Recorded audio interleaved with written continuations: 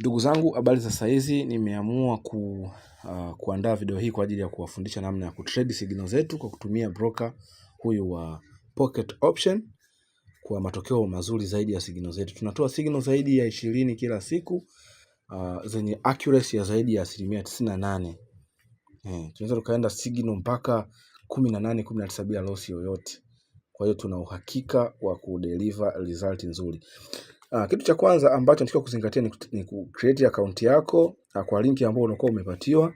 Ukisha create account yako kwenye broker huyu, unaweza verify account yako kwa kitambulisho, lakini pia unaweza kutumia demo account kwa ajili ya mazoezi na kutest signal zetu, kwa sababu signal zetu ni bure.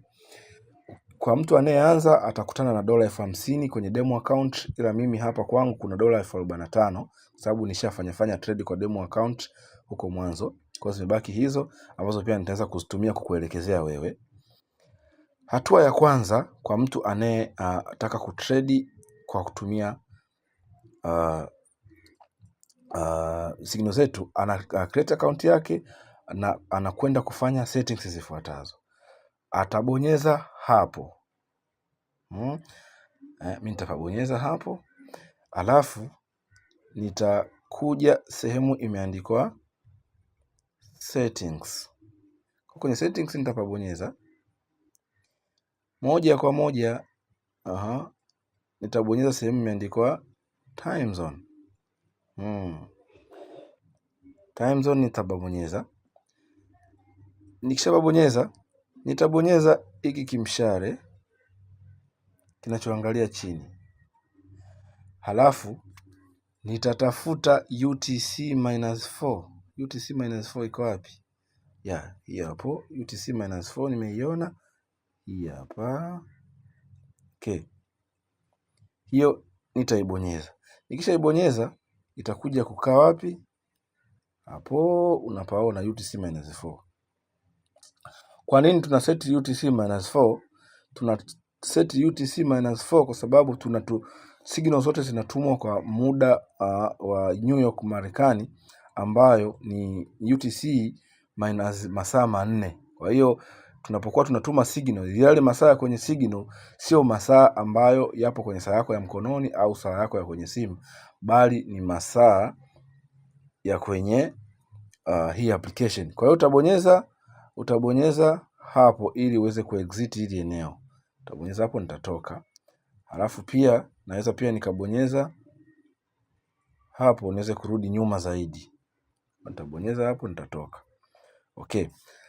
Kwa kutazama hapo utaona kwamba tayari masaa yangu yako katika UTC-4. Sasa hatua inayofuata ni kufundishe namna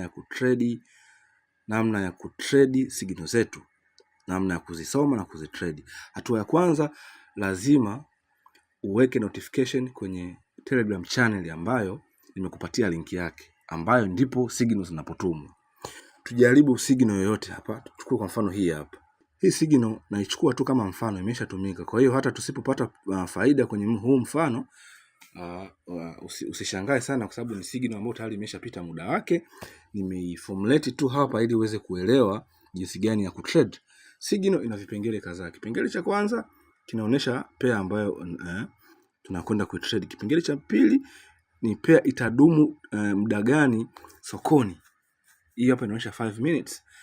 Kipengele cha tatu ni muda wa kuingia sokoni. Kwa hiyo hapa inatuambia tutaingia saa 8 dakika 10. Alafu hili neno haya ni direction. Inaweza kawa ni higher au lower. Higher au lower.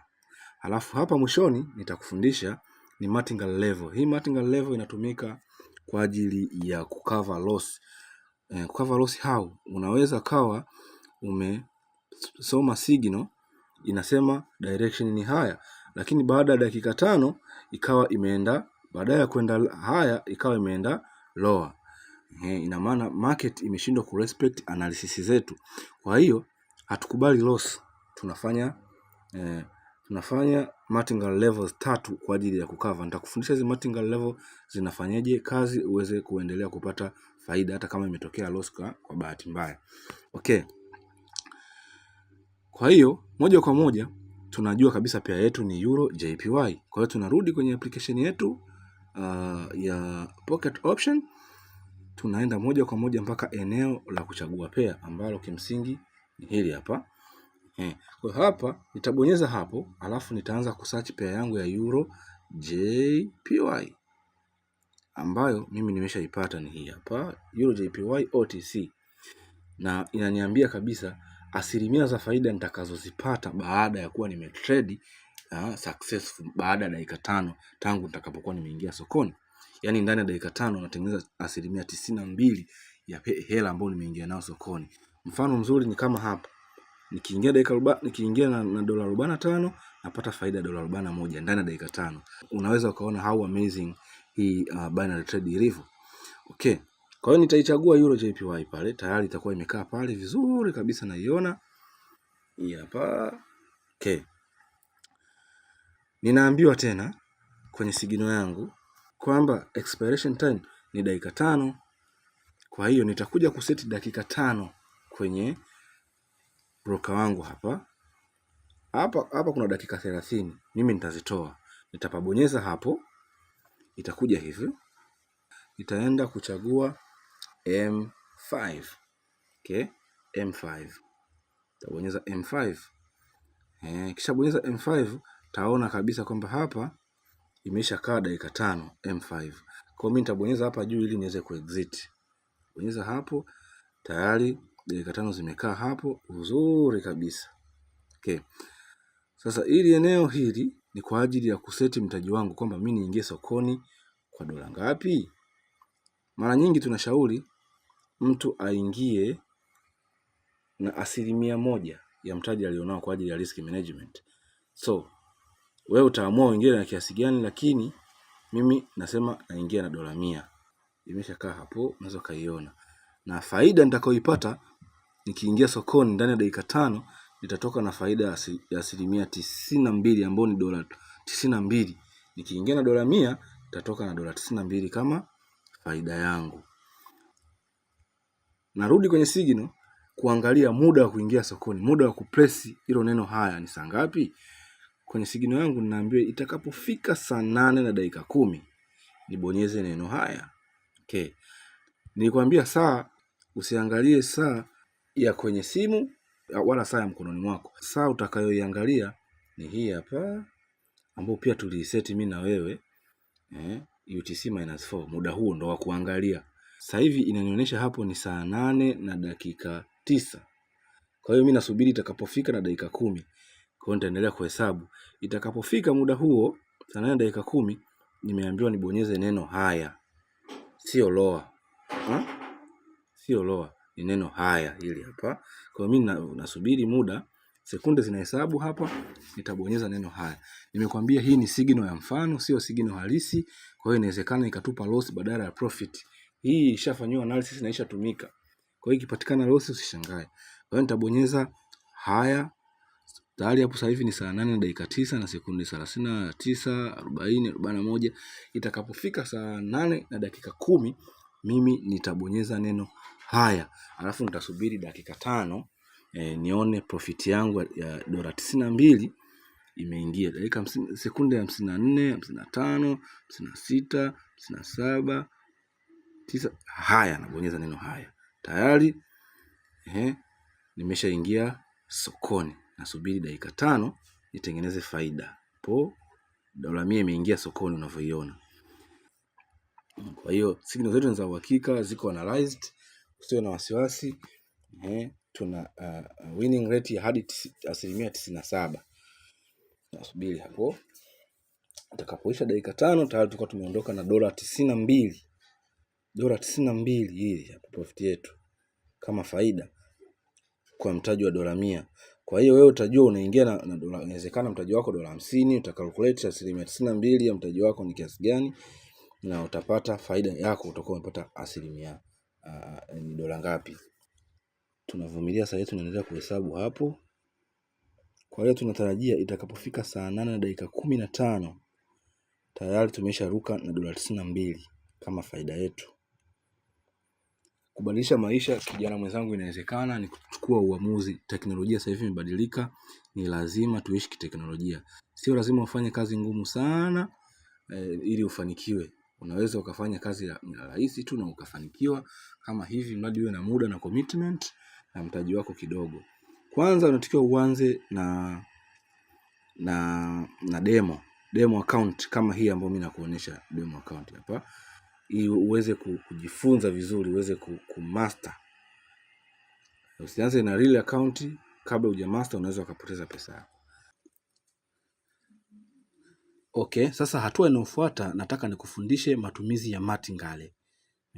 Kwanza tufahamu maana yake ni nini. Martingale inatumika ku recover loss. Kama nilivyokwisha kukueleza, signal zetu zina uhakika kwa asilimia zaidi ya 98. Lakini sasa bahati mbaya naweza tukawa tumeambiwa tubonyeze higher, direction ikaenda lower. Kwa hiyo kwa lugha nyingine itakuwa ni loss. Kwa hiyo martingale levels zinatumika ku recover loss iliyotokea, kwa sababu hatutaki kuruhusu loss, tunataka ku recover loss iliyotokea. Kwa hiyo kinachofanyika katika martingale, tumeambiwa labda pair yetu CHF JPY.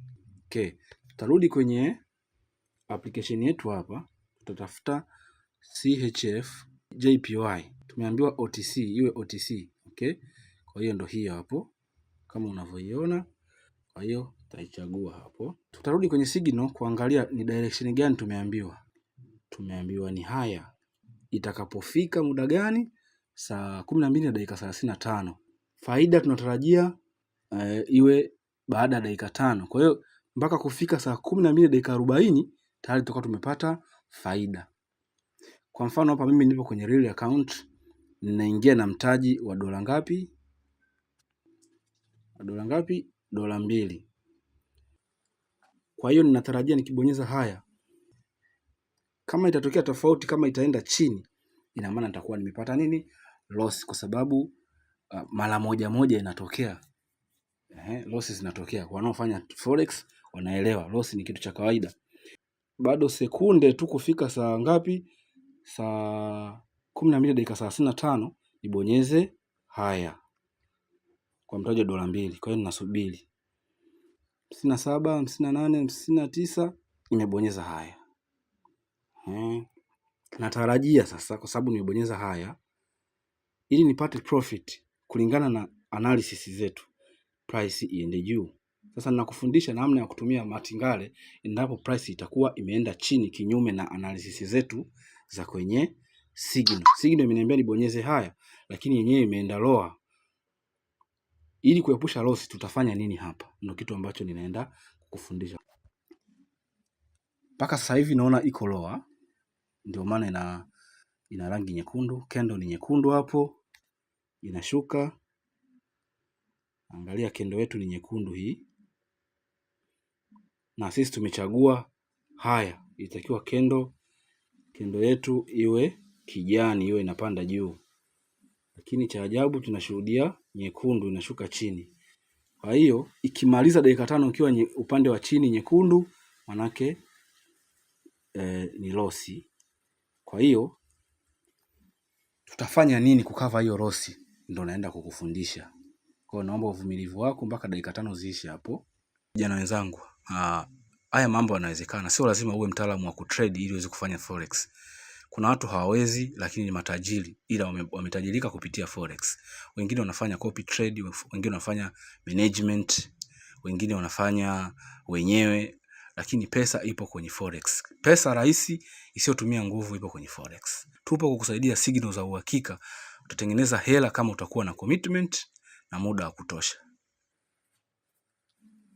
Tulibonyeza haya lakini imeenda lower.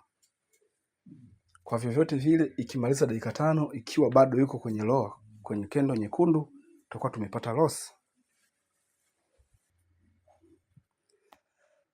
Sasa kuanzia muda huu, kabla haijafika, naona bado yuko kwenye nyekundu, naanza kujiandaa na strategy ya ku recover loss yangu. Kama utaona kwenye signal yetu hapa, nimeambiwa martingale level ya kwanza niifanye saa 12:40. Sasa saa 12:40 iko inakaribia. Kwa hiyo mimi naiandaa sasa hivi. Ninachokifanya, ninakuja kwenye amount hapa. Nina double kama mimi nina 2 nitaweka 4, alafu nitasubiri itakapofika saa 12 na dakika 40. Saa 12 na dakika 40 kama signal inavyoniambia, nitabonyeza haya tena, direction ile ile ya kwanza ambayo imenipa loss, na ibonyeza tena lakini kwa double amount. Hii itanisaidia kurecover loss ya kwanza pamoja na kupata faida ya zaidi ya 25% ya mtaji nilioweka sokoni. Kwa hiyo muda unayooma bado sekunde 5 kufika 40, nabonyeza tena haya. Kwa hiyo nimebonyeza haya, natarajia hapa ni recover loss yangu. Unaona inapanda juu. Ikiisha dakika 5 ikiwa juu, nakuwa nimerecover loss yangu. Hiyo itacheza taenda juu. Nikwambie tu martingale level imekuwa ikitusaidia sana kurecover loss tunazozipata kwenye trading. Kwa sababu hii candle ya kwanza ilivyokuwa inazidi kushuka chini, hii nyekundu hii ndio ilikuwa inaongeza possibility ya candle inayofuata kupanda juu. Ndio maana candle inayofuata hiyo inang'ang'ania, inataka kushuka lakini inang'ang'ania kwenda juu. Na kwa namna hiyo basi, cha kuzingatia, martingale tunazitumia endapo entry ya kwanza haijaleta faida, imeleta loss. Kwa hiyo ikitokea tumepata loss kwenye entry ya kwanza, tuna activate martingale level ya kwanza. Okay? Tukipata profit tuna exit sokoni. Lakini na yenyewe pia tukipata loss tunaingia martingale level ya pili.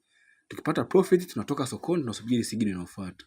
Lakini martingale level ya pili nayo ikigoma, tunaingia martingale level ya 3, na yenyewe ikitupa faida tuna fly. Ikitupa loss basi unaachana nayo, hiyo tunahesabu ni loss. Lakini ni nadra sana kutokea umetembea martingale level mpaka ya 3 bado haujapata profit. Inatokeaga mara chache sana loss ya design hiyo. Lakini martingale level inatumika kucover loss ya previous entry. Kwa hiyo kwa kifupi, usitumie martingale kama umepata profit, unaachana nayo, unasubiri notification kwa ajili ya signal inayofuata.